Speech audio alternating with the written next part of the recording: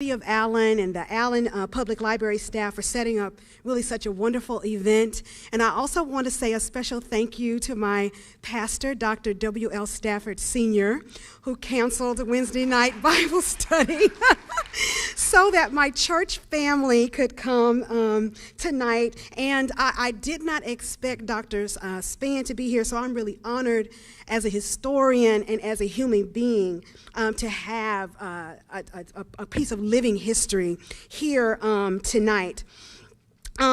So, as a historian, I love nothing more than just talking about the past, the people and events that have shaped the world that we live in today. So in teaching and writing about African American history in particular and U.S. history in general, we are really blessed to be here today because this Juneteenth 2013 is a very special Juneteenth because this is the sesquicentennial or the 150th anniversary of the Emancipation Proclamation. It's also the 50th anniversary of the March on Washington. And then next year will be the 50th anniversary of the Civil Rights Act of 1964. So kind of compared to these monumental moments in history, Juneteenth might seem like a little small moment in time, but it really is a very significant event. And I hope to really share what I've learned about Juneteenth so that you could perhaps see it as I do. It's kind of the roots, really, of this long freedom movement. And it surely would have gone unmarked had it not been for those former slaves who were under that balcony on June 19th, 1865, and who kindled that flame and kept it alive. And so now Juneteenth is one of those few celebrations that is actually celebrated not just here in Texas, but around the country and even around the world. So, what are we going to talk about this evening in the next 30 minutes or so? So first, what I would really like to do is just clearly kind of explain the origins of Juneteenth, and I'm going to take a little time to dispel a few misconceptions about that day on June 19th, 1865. Then I want to kind of describe Juneteenth through time, looking at the celebration over its first 100 years, from basically 1866 to the 1970s. And finally, then I want to talk about the legacies of Juneteenth, talk about the difficulty in memorializing this period of history, which reminds us of a dark past, a dark period in American history, and but how it has really come to be a celebration of freedom around the world today. And of course, I welcome your questions after the presentation in the Q&A session. So let us get started. Now, before I talk about that that moment in 1864, let me just give you a very brief background about Emancipation Day celebrations. So African Americans really began celebrating what they would call Emancipation Day during the American Revolution.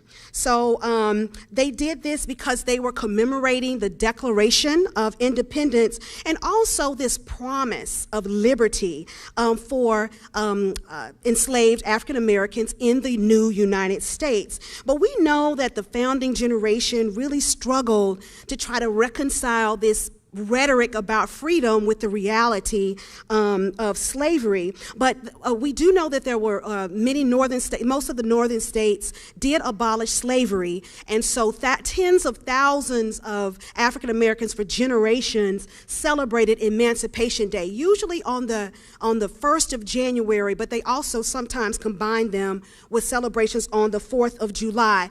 But Juneteenth is something altogether different and very special. I mean, the fact that it still survives and that it's grown from this Texas tradition to being a celebration commemorated throughout the United States and throughout the world in places like Canada, Nigeria, Japan, France, South Korea, shows that there is something really unique and something really special about Juneteenth. It speaks to us about the past, but it also speaks to us about where we are today. So the title of this speech, this talk, comes from this quote. When peace come, they read the Emancipation Law to the colored people. They, the freed slaves, spent that night singing and shouting. They wasn't slaves no more.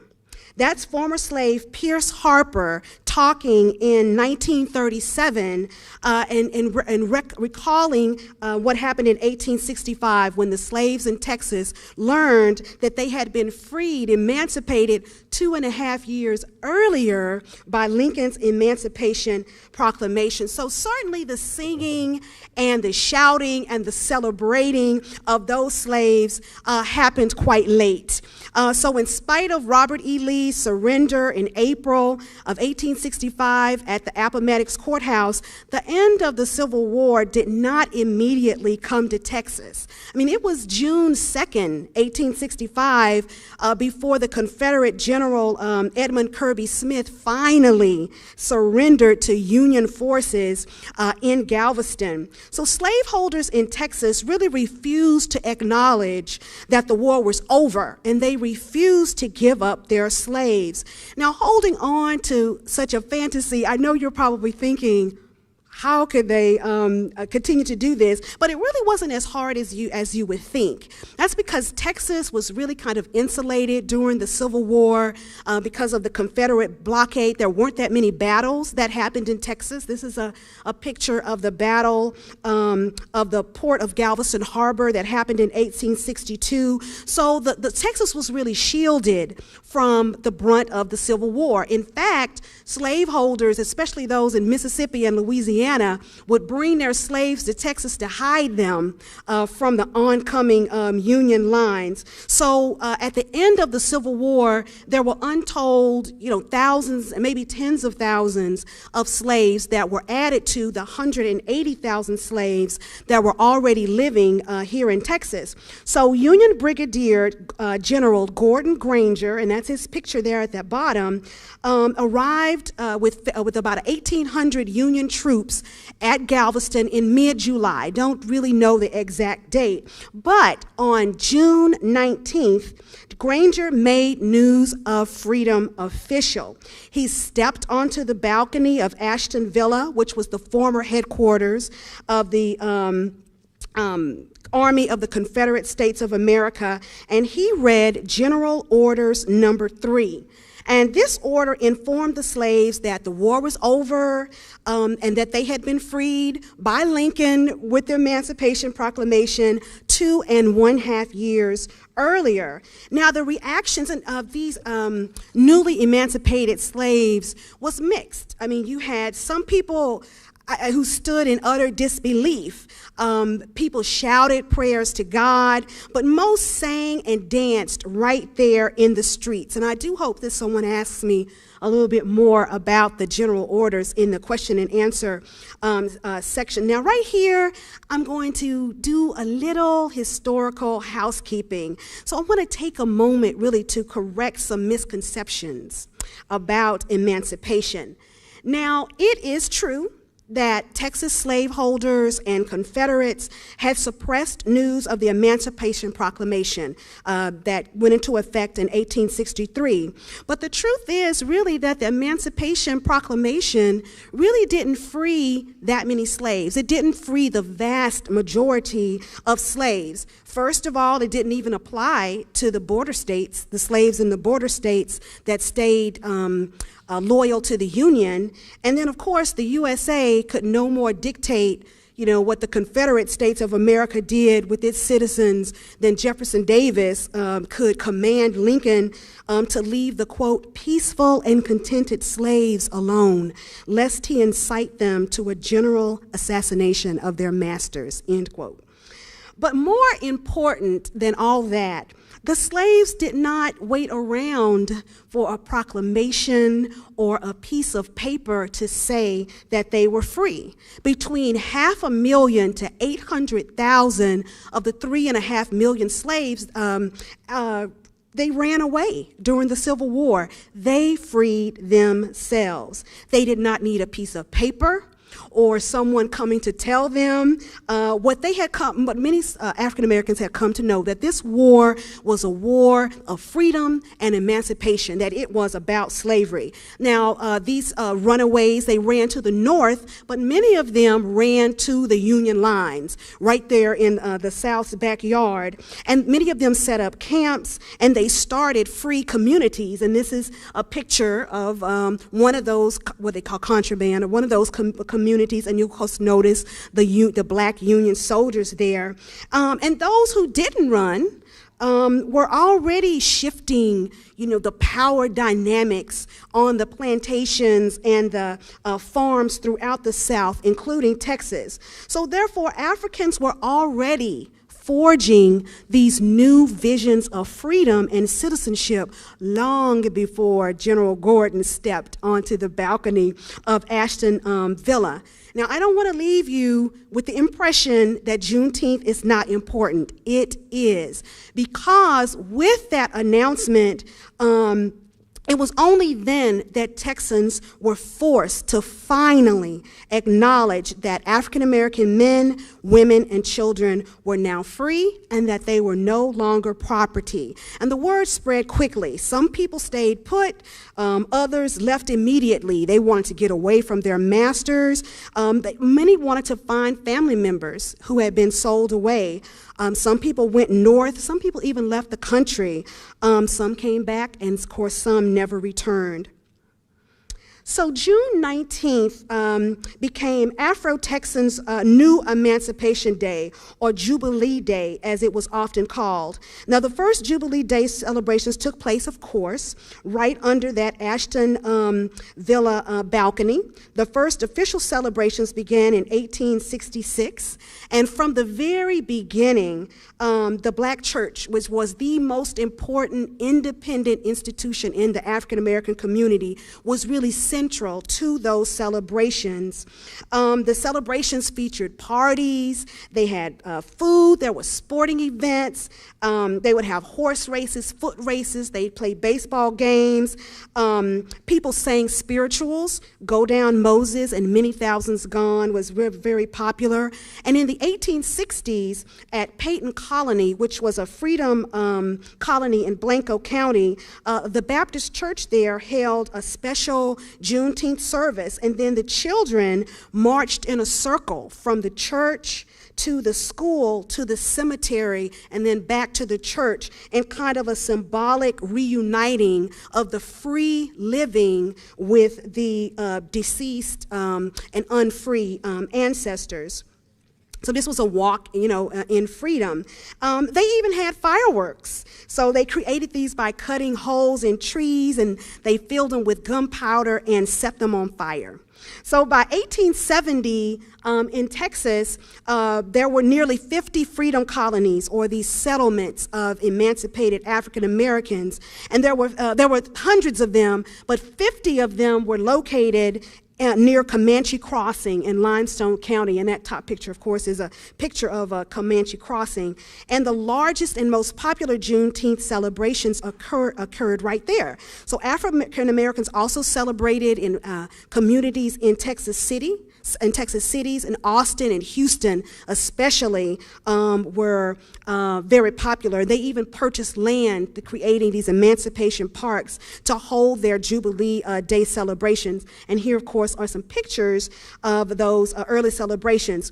Now, there are not a lot of scholarly sources on Juneteenth, but a few people who talk about it mention that they start using the term Juneteenth instead of Jubilee Day after 1900. But in my research, I've actually found that it was in the early 1890s, as early as 1891, that African Americans in their communities were calling Jubilee Day Juneteenth. And Juneteenth of course, it's obvious. It's just June and 19th, where they cut out the 9 and they squeeze the June and the 10th together. So by the early 1900s, Juneteenth celebrations had spread from Texas to southeast Oklahoma, to southwest Arkansas, and parts of Louisiana, and they rivaled Independence Day celebration. So now, to people looking on the outside, they probably saw these people celebrating and eating and playing games, and they thought of them as these kind of just jubilant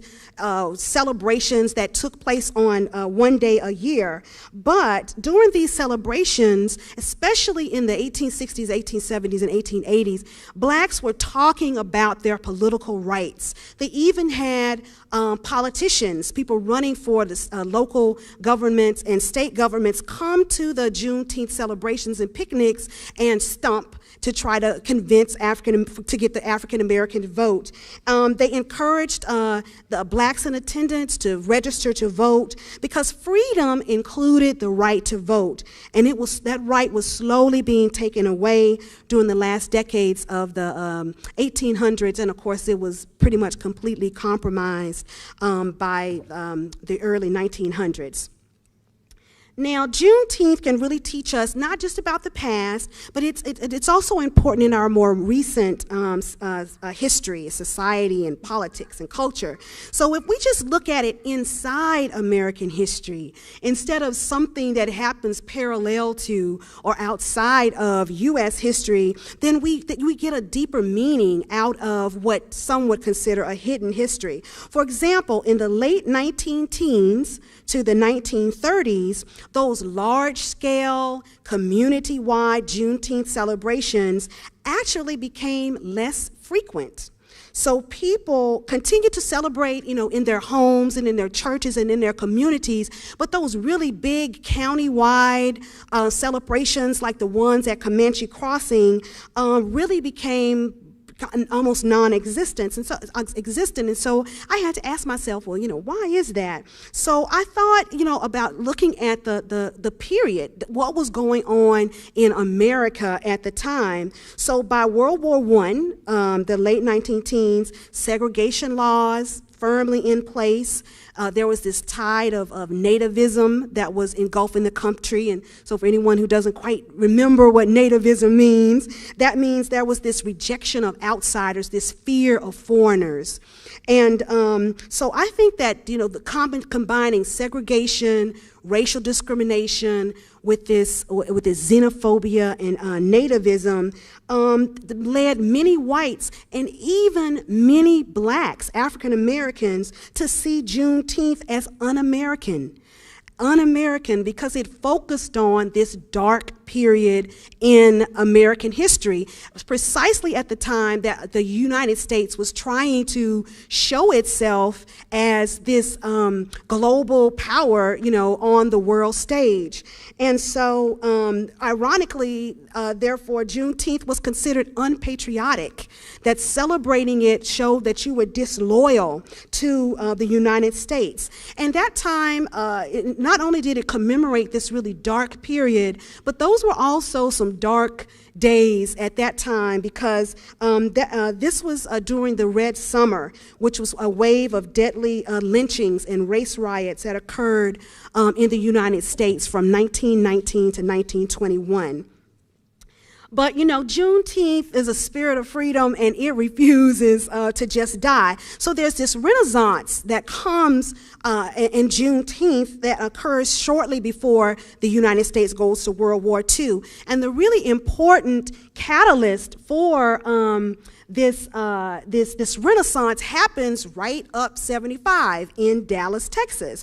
So you have Antonio Maceo Smith. He's an educator, and he's head of the Dallas Negro Chamber of Commerce, and he's trying to lead efforts to create this commemoration or an exhibit of African American life and culture for the Texas sesquicentennial in 1936. Well, the state fair organizers refuse. And so Smith does not give up. So he goes over their heads to the federal government, and he actually secures a $100,000 grant. And he uses that money to build the Hall of Negro Life on the state fairgrounds. Now, local white leaders protested the construction of the hall, but there was nothing that they could do. It was completed and it was dedicated on Juneteenth, 1936. And so over 46,000 African Americans streamed into the state fair grounds for the largest Juneteenth celebration ever held up to that time. Now, the hall, unfortunately, was demolished soon after the fair closed, but that spirit, that rekindled spirit, they could not destroy that. And so then it was after 1936 that the Juneteenth celebration was revived in these more public commemorations. That's because African Americans now were emboldened because of their success during the centennial. And also this was in the 40s, you had World War II, and African Americans were fighting for what they called a double victory. So there was a victory over fascism abroad and a victory over racism at home. And so these Juneteenth celebrations in the 40s and the 50s really highlighted this idea, rekindled this idea of equal rights. They would also honor former slaves and African American veterans. Now, during the civil rights movement that really started to kick off in the mid 1950s through the 1960s, many blacks really were more conscious, about drawing the connections between their present day movement and their ancestors' historical struggles for freedom and for equal rights. So in debate and reaction surrounding the Civil Rights Act, many made the explicit connection between that act and fulfilling the freedoms that were first guaranteed in the Emancipation Proclamation, and that the Juneteenth general orders showed this deferred freedom. So President John F. Kennedy mentioned the Emancipation Proclamation in a speech calling for federal civil rights legislation, and after his assassination, LBJ pushed through the bill, and one of his aides told him, quote, "It's equivalent to signing an Emancipation Proclamation," end quote. So the deferred freedom that was celebrated during Juneteenth speaks to this struggle for equality and rights that continued through the passage of the Civil Rights Act of 1964. And the activists in the 1960s also made those connections, like I said, clearly made those connections to Juneteenth. The organizers of the 1968 Poor People's March held a Solidarity Day rally, and they held it on Juneteenth, 1968.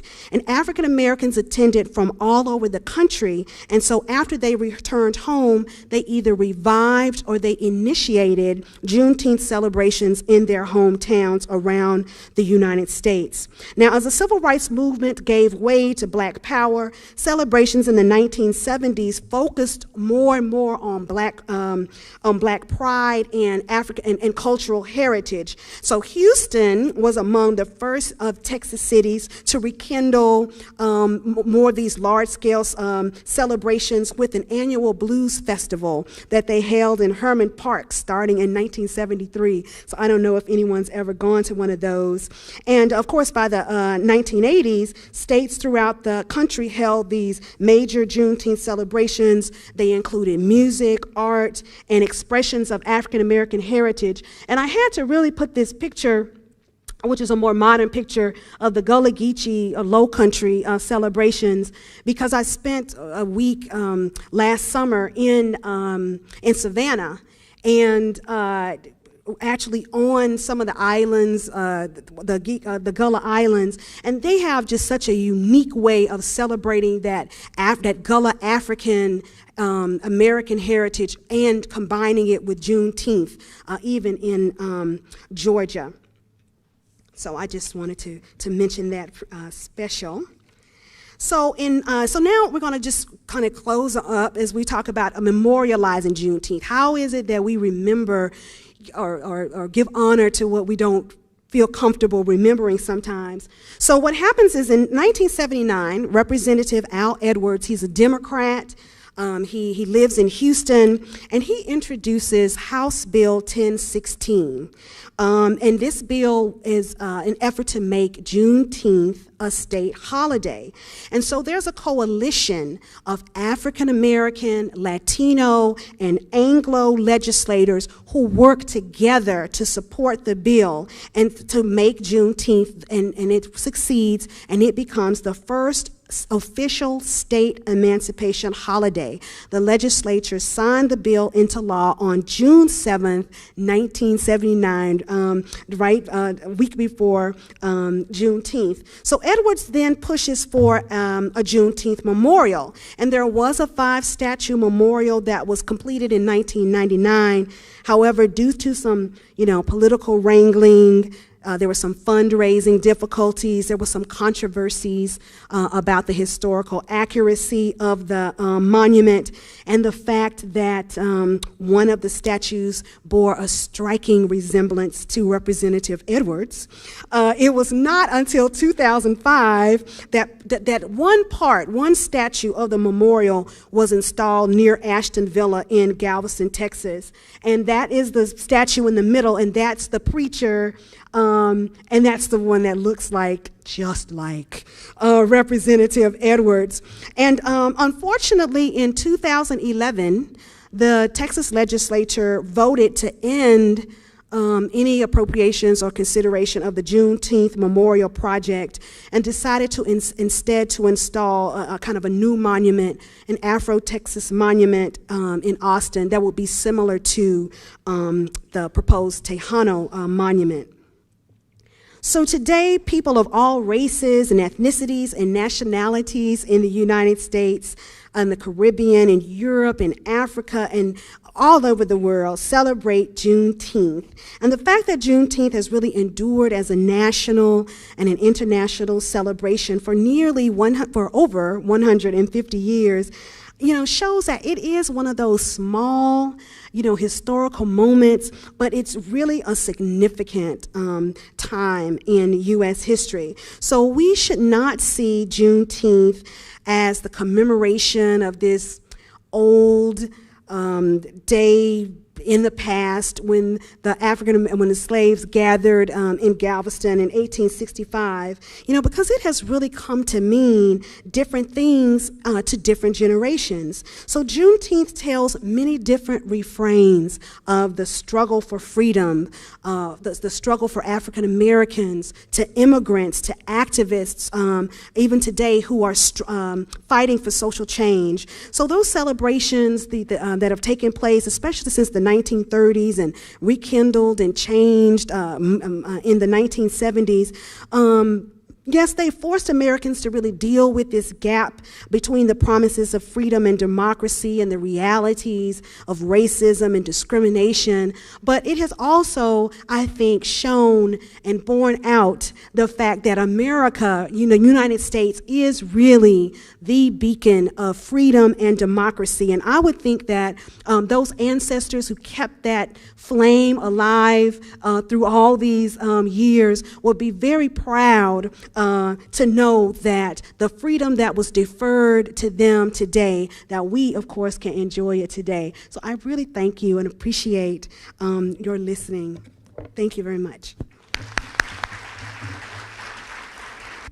You would like for us to ask you a little bit more about the general orders, so you can expound upon that, please? Yes, the general orders. Let me see. Well, I don't know if I can go back. The general orders it was really seen as really unimportant in Texas, and actually there's only 3 surviving copies, and the Dallas Historical Society has a copy on display at the Hall of State in Dallas. But if you were to actually read the general orders, and I can imagine that the African Americans who were standing up under that balcony, those that were looking in disbelief, they probably were really listening to what the orders say. And actually the orders kind of show the difficulties of dealing with emancipation after the Civil War. They don't really promise the former slaves very much of anything other than freedom. In fact, it encourages them to basically to kind of fend for themselves, maybe go on back to the plantation and strike up a deal with their former masters, because the federal government really wasn't prepared or desirous of doing very much for them. So that's why it's always really kind of important to look at these primary sources, even reading the Emancipation Proclamation yourself, and just kind of thinking about what people at the time would have felt and thought when they heard and saw those things. Yes, sir. So that issue raises the question of what were the actual economic impacts of this transition. I mean, that's what that goes to, is that you would have immediate unemployment all over the place, and the industries would fall apart. So what actually happened, and how much actual economic disruption occurred?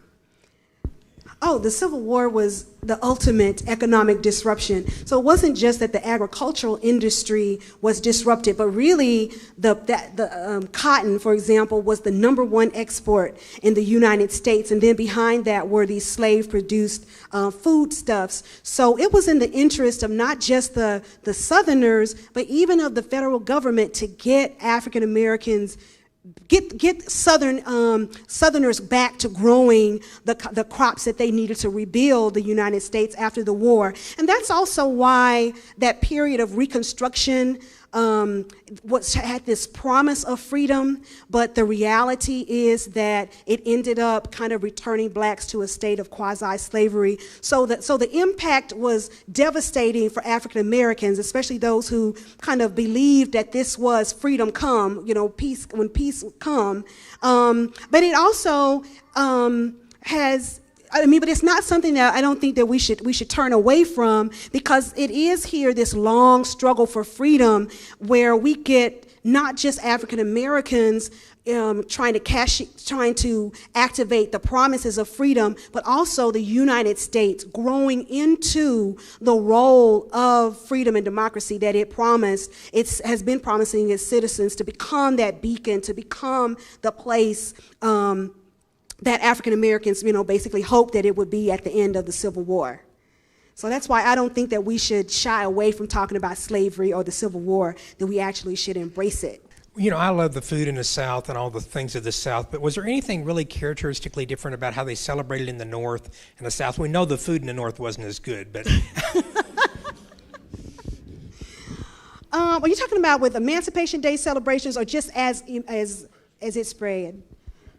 Well, the Emancipation Day celebrations, as I looked at them and read them, they were kind of traditional fare because it was cold in January. They reminded me a lot of Thanksgiving.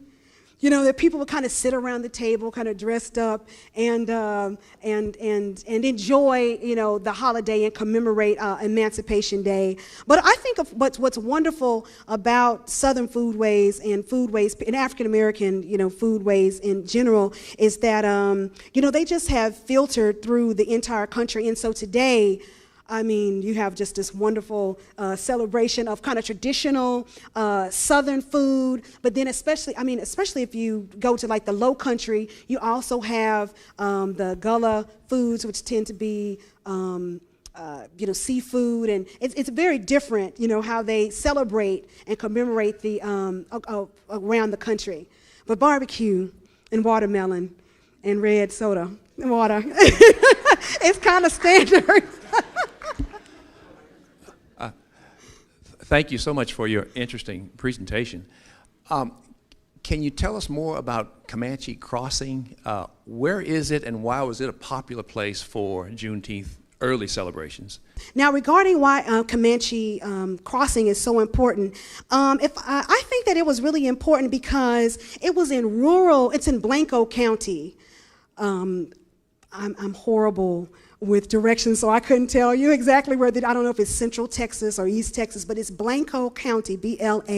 And rural Afro-Texans had a lot more freedom to buy land and create those rural communities, those freedom colonies. And in fact, as I was doing my research, I was trying to find out what was going on here in Collin County, and I found out, for example, in 1870 that Collin County residents burned down the African American school, but there was an African American community, I think Douglas Street, which is near Plano, which is in Plano, I think 4 miles or so, I don't remember east or west from downtown Plano, was one African American community. But in Collin County, as in Grimes County was another county, many of the whites banded together to try to prohibit African Americans from buying land because they wanted to basically chase African Americans out of the county. So it was in rural areas like Blanco County and that Comanche Crossing that African Americans had a lot more freedom and opportunity to create their own independent communities where they could celebrate things like Juneteenth and those things that were important to them and build those institutions like schools and churches.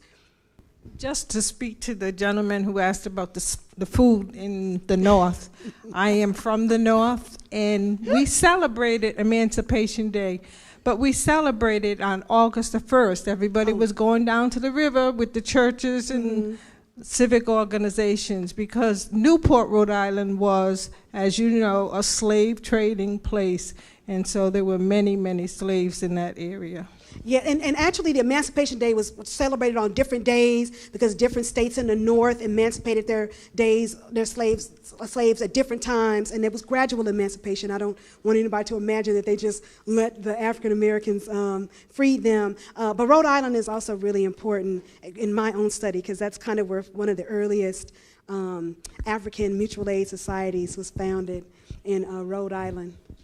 Would you say immediately after Order 3 was read, and even the Emancipation Proclamation, was the sharecropping system like immediately enacted, or did it take time for them to really get into it? Because you did say that the former slaves were able to make more demands, but from what I've learned from getting my degree in history and then in my history classes, that sharecropping, in theory, they were able to get more, ask for more things, but in reality, it basically was, like you said, another form of slavery. So I just wanted a little bit more.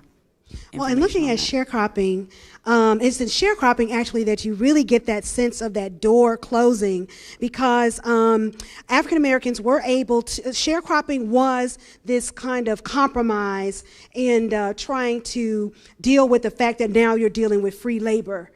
These African Americans, and the South is cash poor. And so there was this idea that you would share the proceeds of the crop. So in exchange for the oak planter providing the land and maybe some of the materials, the seeds, et cetera, then African Americans and poor whites too would work the land and then at the end share part of the crops. Part would go to the planter, landholder, part would go to the sharecropper. And in those contracts, many African Americans were able to put some of those demands on paper. In fact, there are some wonderful essays about masters being upset that the wives aren't out working alongside their husbands, and this wanting to live farther away and have independent homesteads and an opportunity to educate their children.